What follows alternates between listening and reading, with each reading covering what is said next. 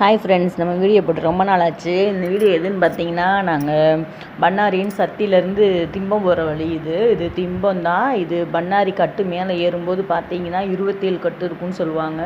கொண்டை ஊசி கொண்ட பாறை என்னென்னமோ சொல்கிறாங்க ஃப்ரெண்ட்ஸ். ஆனால் பார்த்தீங்கன்னா ஐயோயோ அள்ளு விட்டுரும் ஃப்ரெண்ட்ஸ்.